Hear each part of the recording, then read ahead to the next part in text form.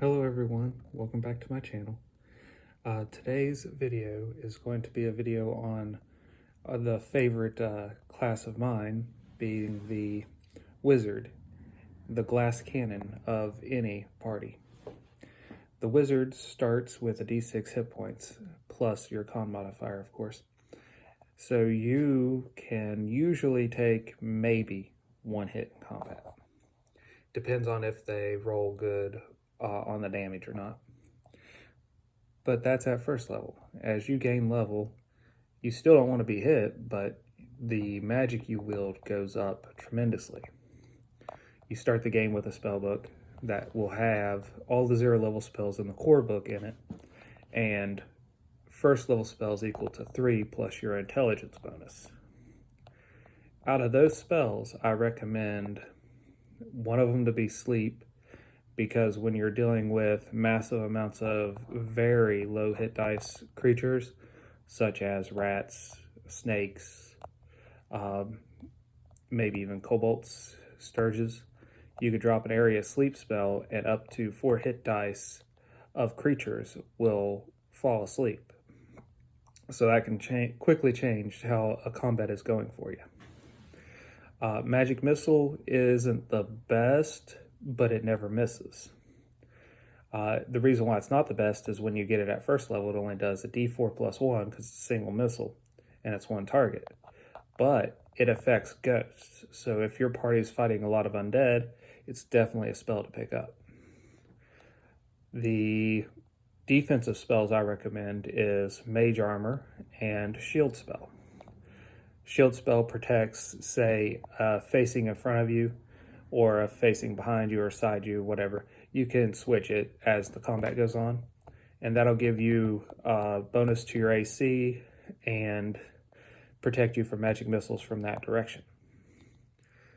Mage Armor just gives you a bonus to AC for as long as it's active. After that, I would concentrate on a good damage dealing spell, but there's not a lot at first level.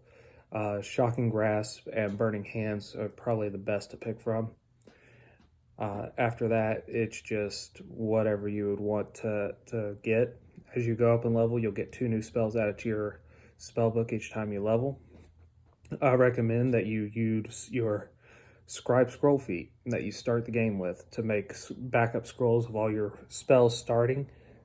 And you could take those, and if you don't use them in the first adventure, you could make new copies of them and sell them or trade them to another wizard or wizard's guild and get you more spells you don't have in your spell book, and grab those scrolls and add them to it. So your spell book could technically, out of arcane spellcasters, have a massive amount of spells in it if you keep this process going. And that gives you a lot of versatility.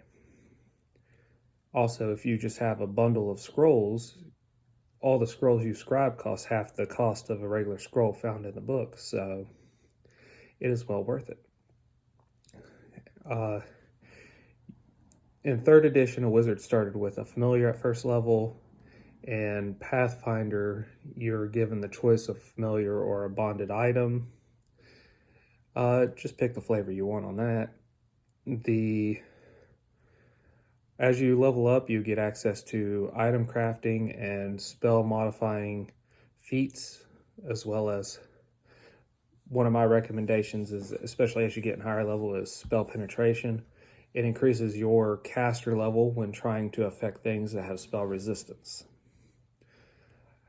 You get to pick a school at first level of magic that functions similar to a domain that a cleric gets, except you only get one. And the most common one I would say would be universal. It gives you use of like Mage Hand for free to fight with and stuff like that, like so many times per day. From there, when you reach 2nd level magic, so about 3rd level, you get a feat. I'd recommend taking an item creating feat, because you are the wizard. The more items you can make for the party, the further the gold you get out of the dungeons, or the rewards you get for your quests will go. So I either take craft wondrous items or craft wand at this level, I do believe. And then at 5th level, you get a bonus feat from the class. So at that point, I would take another craft feat for your regular feat, and then something that modifies magic.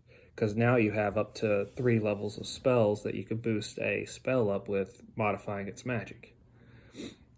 And then you could also scribe that modified spell onto a scroll, and then you have that modified spell available in still all your spell slots.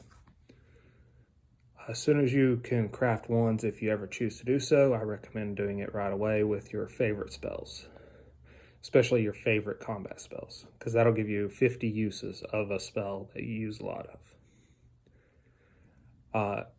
At 2nd level, you have more choices of combat spells, but at 3rd level spells, so at 5th level character, you get the best combat spell in the game, which is Fireball.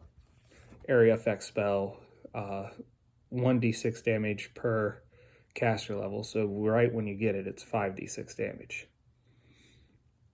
And it's a 15-foot radius, so it's a 30-foot area. Or is it a 10-foot radius, 20-foot area? Either way, read your spell carefully. The additions don't change it that much, but I can get confused sometimes. From here, you are now the glass cannon powerhouse of the party. All your spells from 3rd level on will do massive amounts of damage, affect larger areas, and when combined with certain magic feats, do tremendous effects. There is one that allows you to essentially create your own version of chain lightning that you can put on a ray, any ray, and it'll chain from the first target to targets within 30 feet of it. So just look around and figure out what you want to do and how you want to do it, and it is there. If you all created wizards and had interesting effects and stuff, put them in the comments below. I want to see what everyone's done. Goodbye for now.